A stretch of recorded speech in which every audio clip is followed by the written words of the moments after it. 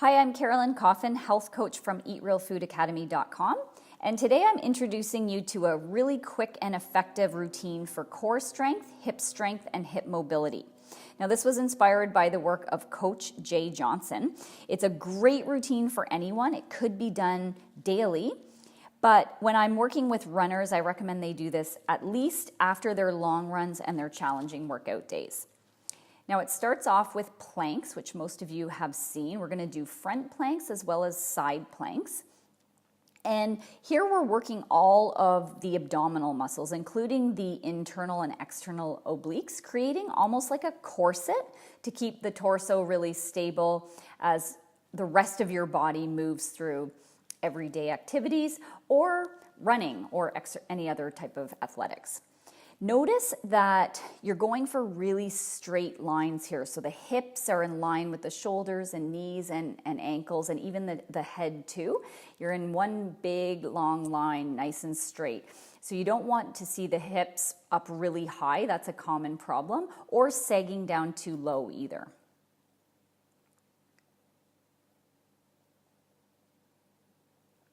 The next exercise is the double hip bridge.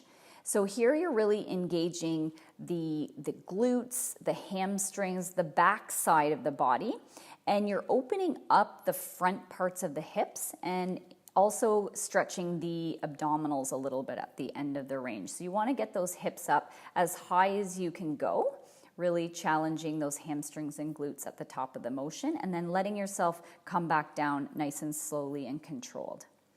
So moving on to the side here, we're going to start with CLAMS. So anybody that's been to a physiotherapist is probably familiar with this one.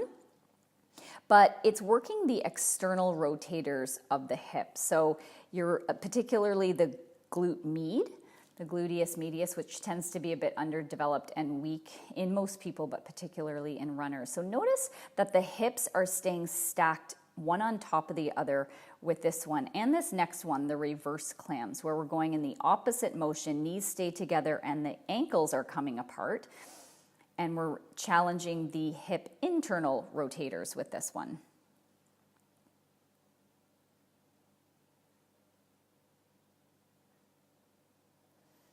Now the reverse air clam, here we're kind of lifting up the thigh so it's parallel to the ground, and we're really challenging the glute stabilizers to work and keep everything stable while the leg or the hip goes into internal rotation, in and out of internal and external rotation. So next up is the lateral leg raise series, and we're going to do 3 different positions of the toe. So this one is toe down.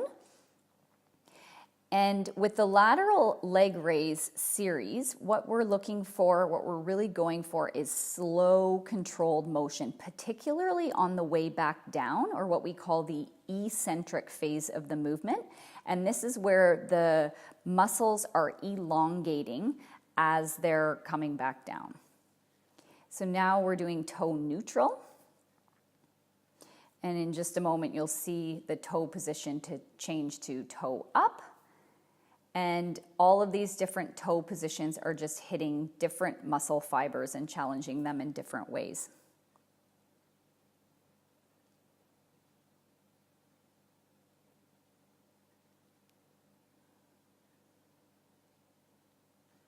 Now the final exercises are done on all fours. So you want to get the knees directly under the hips, the hands under the shoulders, and the spine in a nice neutral alignment.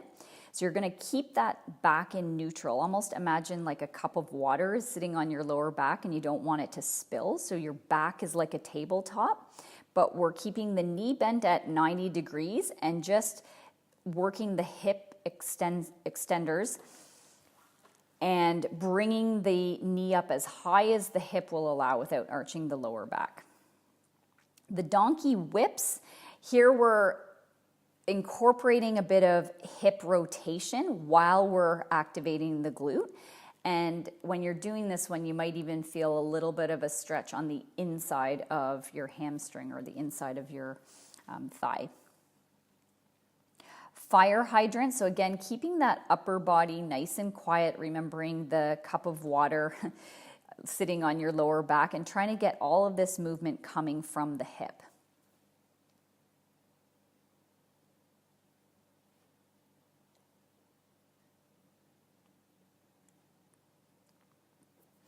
Here we're trying to draw a nice circle with the knee. So really coming up into that donkey kick position and then coming around like a hurdler. Again, slow, controlled motion, and in just a second we're going to do the flip it around and do it backwards. So almost starting with that fire hydrant exercise and coming back around. It's a very, very challenging exercise to do properly.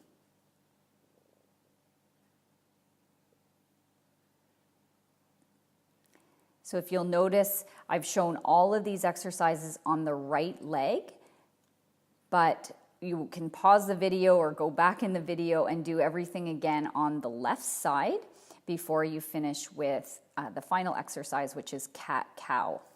So in this one, you absolutely can flex and extend the spine. The whole idea is that we're trying to create a bit of a pumping action at the disc to increase blood flow.